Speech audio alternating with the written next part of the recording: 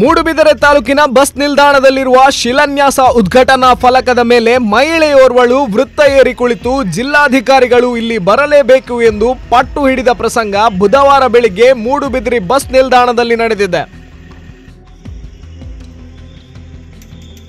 ತಾನು ಮೂಡುಬಿದಿರೆ ನಿವಾಸಿ ಎಂದು ಹೆಸರು ಹೇಳಿಕೊಂಡ ಮಹಿಳೆ ತನಗೆ 3 ಮಕ್ಕಳಿದ್ದಾರೆ ಎಂದು ತಿಳಿಸಿದ್ದಾರೆ. ಪೊಲೀಸರು ಹಾಗೂ ಸಾರ್ವಜನಿಕರು ಅವರ ಬಳಿ ಮಾತನಾಡಿದಾಗ, ನಿಮ್ಮಲ್ಲಿ ಮಾತನಾಡುವುದಿಲ್ಲ, ನೇರ ಡಿಸಿ ಜೊತೆಗೆ ಮಾತನಾಡಬೇಕು, ನನ್ನ ಸಮಸ್ಯೆಯನ್ನು ಅವರ ಮುಂದೆ ಮಾತ್ರ ಹೇಳುತ್ತೇನೆ ಎಂದು ಪಟ್ಟು ಹಿಡಿದಿದ್ದಾರೆ.